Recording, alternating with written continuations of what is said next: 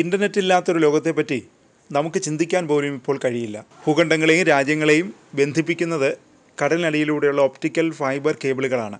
ലോകത്തിൻ്റെ ഒരു കോണിൽ നിന്ന് മറ്റൊരു കോണിലേക്ക് ഇവ സന്ദേശങ്ങൾ എത്തിക്കുന്നു.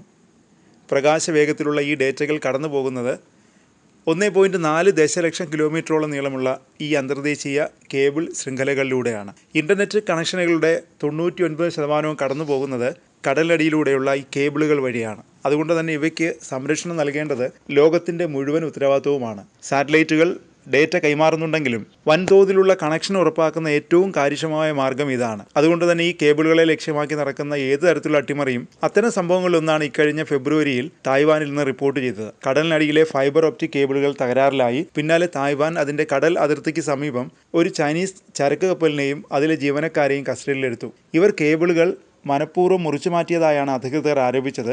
ഇത് ആഗോളതലത്തിൽ തന്നെ വലിയ ചർച്ചയായി. കേബിൾ തകരാറുകൾക്ക് കാരണം സ്രാവുകൾ കടിക്കുന്നതോ മത്സ്യബന്ധനം നടത്തുന്നതിനിടെ കപ്പലുകൾ കൊണ്ടുണ്ടാകുന്ന അപകടങ്ങളുമായി കരുതിയിരുന്നു. എന്നാൽ ഇപ്പോൾ സാങ്കേതിക മുന്നേറ്റങ്ങൾ അതിനെ ചെറുക്കാൻ സഹായിക്കുന്നുണ്ട്. എന്നാൽ അതിനപ്പുറവും ചില തകരാറുകൾ നടക്കുന്നുണ്ട്. 2024 നവംബറിൽ പാർട്ടി കടലിൽ ഫൈബർ ഒപ്റ്റിക് കേബിൾ തകരാറിലായതും അതിനെതിരെ അട്ടിമറി സംശയം ഉയർന്നതും ഇതിന് ഉദാഹരണമാണ്. ഫിൻലൻഡും ജർമ്മനിയും തമ്മിലുള്ള ഡാറ്റ കൈമാറ്റം തടസ്സപ്പെട്ടതോടെ യൂറോപ്പിലെ പ്രധാന കണക്ഷനുകളിൽ പലതും സ്തംഭിച്ചു. അതേസമയം ചൈനയുടെ പുതിയ നീക്കങ്ങൾ കൂടുതൽ ആശങ്കപ്പെടുത്തുന്നതാണ്.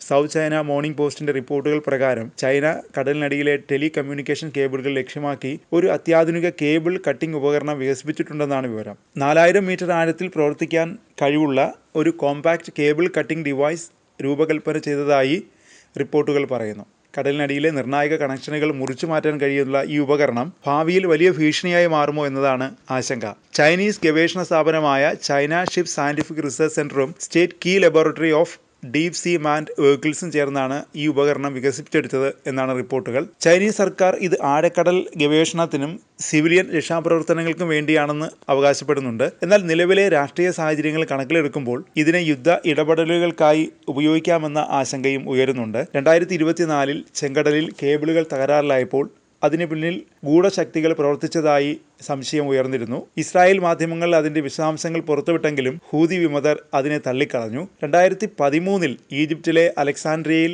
കടലിനടിയിലെ കേബിളുകൾ മുറിക്കാൻ ശ്രമിച്ചതിന് 3 പേർ അറസ്റ്റിലായിരുന്നു. തായ്വാനിൽ സംഭവിച്ച പുതിയ സംഭവങ്ങൾ ചൈനയുടെ കടലിനടിയിലേക്കുള്ള തന്ത്രപരമായ നീക്കങ്ങൾ ഭൗമരാഷ്ട്രീയത്തിന്റെ ഭാവിയെപ്പറ്റി ആശങ്കകൾ ഉയർത്തുന്നതാണ്. കടലിനടിയിലൂടെ ഇന്ത്യൻ മഹാസമുദ്രം, പസഫിക്, അറ്റ്ലാന്റിക് സമുദ്രം എന്നിവയിലൂടെ ലോകത്തിന്റെ വിവിധ ഭാഗങ്ങൾ തമ്മിൽ ബന്ധപ്പെട്ടിരിക്കുന്നു. എന്നാൽ ഈ ബന്ധങ്ങൾ ആക്രമണങ്ങളുടെ ലക്ഷ്യമാകുമ്പോൾ രാജ്യങ്ങൾക്കും ടെലികോം കമ്പനികൾക്കും കൂടുതൽ സുരക്ഷാ മാനദണ്ഡങ്ങൾ രൂപീകരിക്കേണ്ടി വരുന്നു.